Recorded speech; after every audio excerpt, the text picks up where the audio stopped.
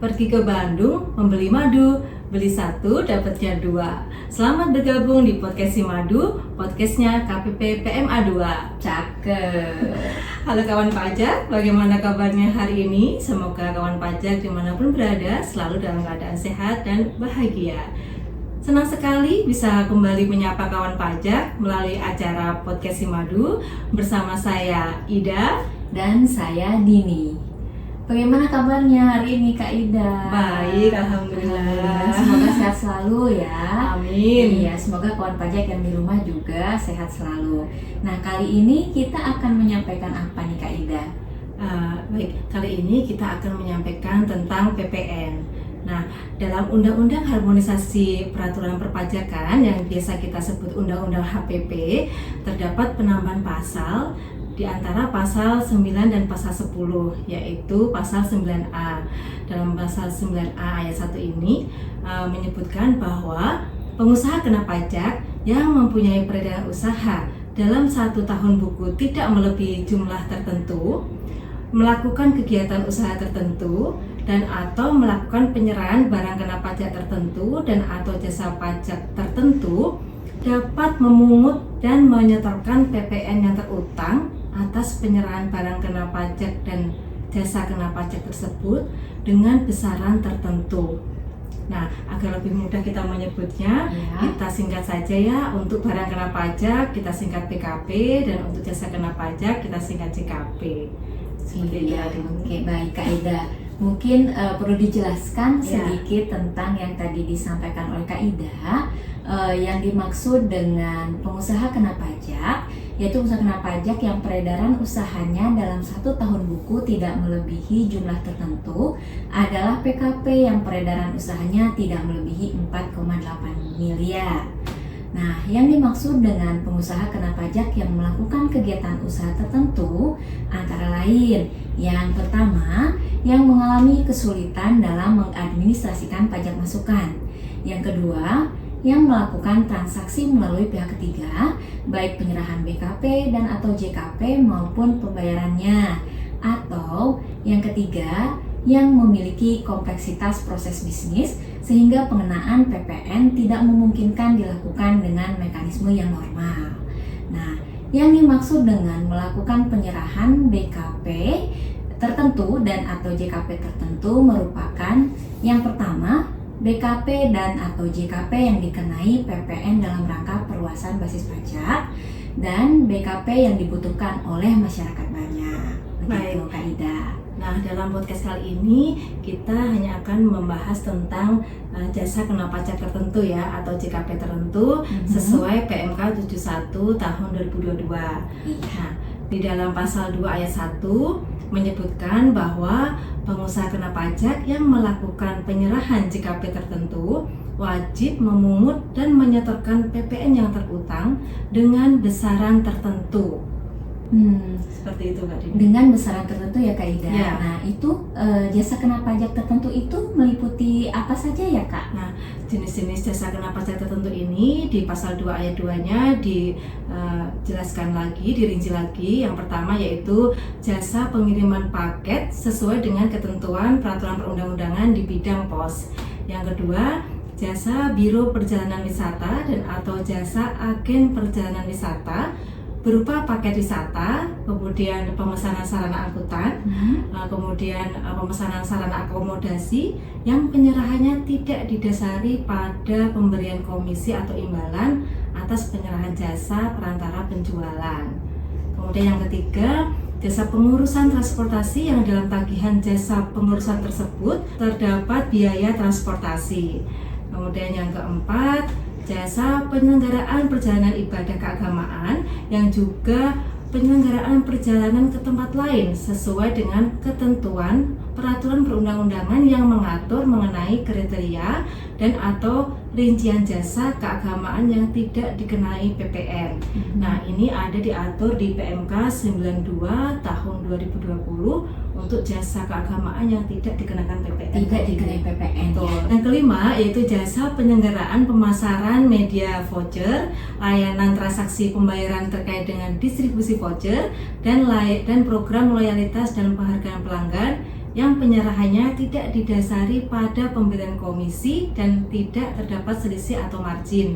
Mengenai jasa penyelenggaraan voucher ini diatur di PMK nomor 6 tahun 2021. Jadi ada 5 Kak ini ya, terkait jasa tertentu.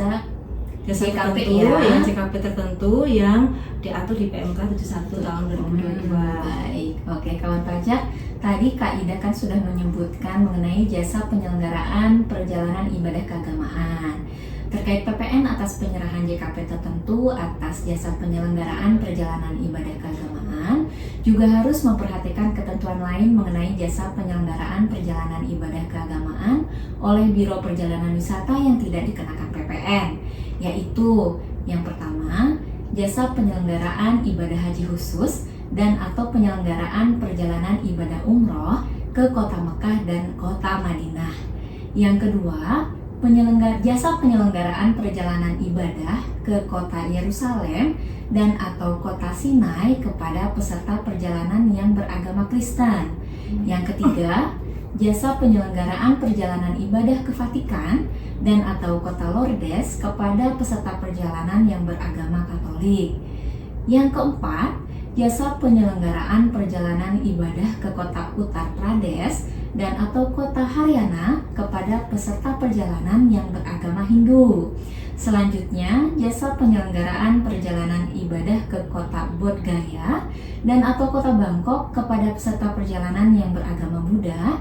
Dan yang terakhir, jasa penyelenggaraan perjalanan ibadah ke kota Khufu kepada peserta perjalanan yang beragama Konghucu. Begitu Kak Ida. Ini menarik sekali Kak Dini, karena mungkin kawan pajak belum tentu semua tahu ya. Iya, betul. Ternyata ada perjalanan ibadah yang memang PPN-nya tidak dikenakan. Betul. Dan ini mencakup 6 perjalanan ibadah sesuai dengan 6 kepercayaan yang diakui di Indonesia. Betul. Ya, jadi kawan pajak apabila melakukan perjalanan seperti yang sudah disebutkan Kak Dini tadi, itu tidak dikenakan PPN. Betul ya kawan pajak. Nah, selanjutnya setelah kita berbicara tentang jenis-jenis jasa kena pajak tertentu ini, kawan pajak tentu penasaran berapa sih nilai besaran tertentu yang dimaksud di PMK 71 ini. Nah, yang pertama yaitu untuk jasa pengiriman paket sebesar 10% dari tarif PPN dikalikan nilai penggantian, atau mudahnya itu 1,1% kali penggantian ya Kak Dini. Lebih mudah hitungnya ya Kak. Ya. Jadi 10% dikalikan 11% sama dengan 1,1%. Kemudian begitu juga dengan yang kedua yaitu jasa Biro Perjalanan Wisata dan atau jasa agen perjalanan wisata, itu juga tarifnya sama yaitu 10% dari tarif PPN, kemudian dikalikan harga jual paket wisata, sarana angkutan dan akomodasi. Nah, kemudian yang ketiga, jasa pengurusan transportasi sebesar 10% juga dari tarif PPN dari jumlah yang ditagih atau jumlah yang seharusnya ditagih. Kemudian yang keempat, jasa penyelenggaraan perjalanan ibadah keagamaan. Nah, ini agak beda sedikit Kak Dini. Agak beda nih. Ada Kenapa 2 Kak Ida? tarif. Oh, Ya. yang ini khusus ya? Ya, Dua tarif. ini ada 2 tarif, yaitu yang pertama dalam hal tagihan perjalanan tersebut dirinci antara tagihan paket penyelenggaraan perjalanan ibadah keagamaan dan tagihan paket penyelenggaraan perjalanan ke tempat lain, maka tarifnya adalah 10% dikalikan dari tarif PPN, kemudian dikalikan harga jual paket penyelenggaraan perjalanan ke tempat lain. Jadi mudahnya apabila dirinci, tagihan dirinci, maka tarifnya adalah 1,1% kali harga jual paket penyelenggaraan perjalanan ke tempat lain saja. Ya, dalam hal tagihan tidak dirinci, itu tarifnya adalah 5% dari tarif PPN, kemudian dikalikan harga jual keseluruhan paket penyelenggaraan perjalanan. Atau mudahnya Kalau tidak dirinci maka tarifnya adalah 0,55% kali harga jual keseluruhan paket penyelenggaraan perjalanan. Iya, jadi 5% dikali 11% dapatlah 0,55% ya Kak Ida. Betul. Iya. Kemudian yang kelima, jasa penyelenggaraan media voucher, layanan transaksi pembayaran terkait dengan distribusi voucher dan program loyalitas dan penghargaan pelanggan itu sebesar 10% dari tarif PPN dikalikan harga jual voucher. Atau 1,1% kali harga jual voucher. Iya, itu untuk nilai besaran tertentu ya. Betul. Nah, untuk lebih jelas nih Kak Ida, mungkin kita harus memberikan contoh nih ke kawan pajak terkait nilai besaran tertentu atas jasa penyelenggaraan perjalanan ibadah keagamaan ya Kak Ida. Iya, misalnya ada penyelenggaraan perjalanan ibadah keagamaan berupa umroh plus perjalanan ke Turki. Nah, ini kan sering sekali ya, mungkin kawan pajak banyak yang mengalami hal ini. Nah, jadi kawan pajak apabila nanti dalam tagihannya itu dirinci antara perjalanan umroh ke Mekah dan Madinah dengan perjalanannya ke Turki, maka atas perjalanan umroh tersebut tidak dikenai PPN Kak Ida. Nah, namun atas perjalanannya yang ke Turki dikenai PPN dengan besaran tertentu sebesar 1,1% dikalikan harga jual paket penyelenggaraan perjalanan ke Turki tersebut. Gitu ya. Nah, untuk kondisi kedua itu nanti apabila kawan pajak ini mendapatkan tagihannya tidak dirinci nih antara perjalanan umroh yang ke Mekah dan Madinah dengan perjalanan ke Turki, maka tarifnya adalah 0,55% dikalikan harga jual keseluruhan paket penyelenggaraan perjalanan. Gitu Kak Ida, mungkin biar lebih jelas ya perbedaannya ya. Betul. Nah Kak Ida, sebagai pengusaha kena pajak tentu saja kan berkewajiban untuk menerbitkan yang namanya faktur pajak. Nah, lalu bagaimana nih pembuatan faktur pajak atas penyerahan JKP tertentu ini Kak Ida? Baik, jadi terkait faktur pajaknya ini diatur di Peraturan Dirjen Pajak Nomor 3 Tahun 2022, yaitu untuk penyerahan BKP dan atau JKP yang PPN-nya dipungut dengan besaran tertentu sebagaimana diatur dalam pasal 9A ayat 1 Undang-Undang PPN ya, itu menggunakan kode faktur pajak 05. Nah, seperti yang telah kita ketahui bahwa untuk jenis pajak, untuk jenis jasa seperti jasa pengiriman paket, jasa biro perjalanan wisata, dan jasa pengurusan transportasi, ini sebelumnya menggunakan PMK 121 tahun 2015 tentang nilai lain sebagai DPP yang menggunakan kode faktur 04.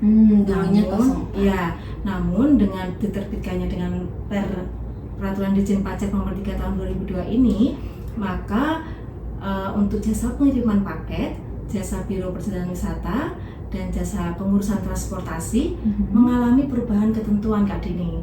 Jadi tidak lagi menggunakan DPP nilai lain, tetapi menggunakan besaran tertentu sesuai dengan PMK 71 tahun 2022 dengan kode faktur 05 dan berlaku mulai 1 April 2022.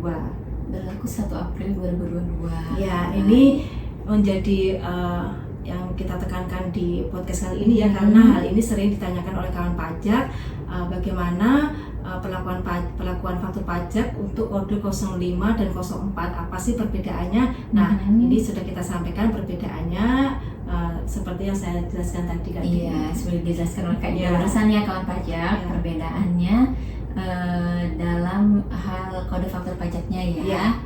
Terdapat perubahan. Oke Kak Ida, nah selain yang tadi juga ternyata kawan pajak ini masih banyak yang bertanya mengenai ketentuan pengkreditan pajak masukannya Kak Ida terkait dengan PMK 71 tahun 2022 ini. Nah kawan pajak dapat dilihat dalam pasal 8A ayat 3 Undang-Undang PPN. Jadi untuk pajak masukan atas perolehan BKP dan atau JKP, impor BKP serta pemanfaatan BKP tidak berwujud dan atau pemanfaatan JKP dari luar daerah pabean di dalam daerah pabean yang dalam penghitungan PPN terutangnya menggunakan DPP berupa nilai lain atau kode faktur pajak 04 ini dapat dikreditkan. Betul. Nah, ini lain halnya dengan yang diatur dalam pasal 9A ayat 2 Undang-Undang PPN, Kak Ida. Iya. Iya, jadi untuk pajak masukan atas perolehan BKP dan atau JKP, impor BKP serta pemanfaatan BKP tidak berwujud dan atau pemanfaatan JKP dari luar daerah pabean di dalam daerah pabean yang berhubungan dengan penyerahan oleh PKP yang menggunakan kode 05 tidak dapat dikreditkan. Begitu Kak Ida. Jadi ada dua penekanan yang ada ini untuk kode 04 dapat dikreditkan, kode 05 tidak dapat dikreditkan. Nah, contohnya seperti apa nih Kak Dini biar lebih jelas nih kawan pajak? Contohnya seperti apa? Nah, ini begini kawan pajak. Untuk contohnya, misalnya ada perusahaan jasa ekspedisi Kak Ida yang menerbitkan faktur dengan kode transaksi 05. Nah, ini ada dua pihak yang terkait ya Kak Dini. Betul. Jadi dalam hal ini ada dua pihak yang terlibat. Yang pertama tadi sudah disebutkan Kak Dini, bagi pihak jasa ekspedisinya, pihak pemberi jasa, ya itu PPN atas perolehan BKP atau JKP sehubungan dengan penyerahan jasa pengiriman paket itu tidak dapat dikreditkan. Namun bagi penerima jasa, yaitu pihak yang mengirimkan paket, dia mendapatkan kode 05, itu dapat mengkreditkan pajak masukannya sepanjang memenuhi ketentuan pengkreditan pajak masukan. Jadi seperti itu ya kawan pajak. Bisa sudah jelas ya? Iya, sudah jelas dari contoh yang tadi saya sampaikan bahwa bagi penerima jasa yang faktur pajak yang diterimanya nanti ternyata kodenya 05, penerima jasa dapat mengkreditkannya sepanjang memenuhi ketentuan pengkreditan pajak masukan ya Kak Ida. Iya. Kemudian bagi pihak pemberi jasa, yaitu pemberi pihak ekspedisinya, PPN atas perolehan BKP atau JKP sehubungan dengan penyerahan jasa pengiriman paket tidak dapat dikreditkan. Jadi pihak ekspedisi ini apabila dia punya pajak masukan itu tidak dapat dikreditkan. Tidak dapat dikreditkan. Baik, kawan pajak, menarik sekali bukan pembahasan mengenai PPN kali ini. Oke, baik kawan pajak, tidak terasa nih kita sudah sampai di penghujung acara. Semoga apa yang kita sampaikan dapat menambah pengetahuan perpajakan kawan pajak semua.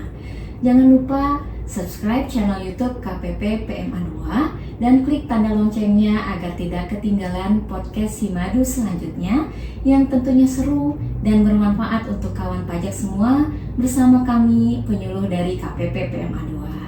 Nah kawan pajak, kalau tadi Kak Ida sudah membuka dengan sebuah pantun, boleh dong saya juga menutup dengan sebuah pantun. Asik. Iya. Jangan lupa cakepnya nih Kak Ida. Oke. Bunga mawar mekar berseri. Cakep. Jangan lupa disiram kembali. Cakep. Sudah waktunya kami undur diri. Lain waktu berjumpa kembali. Baik kawan pajak, kami mohon undur diri. Mohon maaf apabila terdapat kata-kata yang kurang berkenan. Thank you for watching podcast Simadu. Pajak kita untuk kita. Pajak kita untuk Indonesia. Pajak buat Indonesia maju.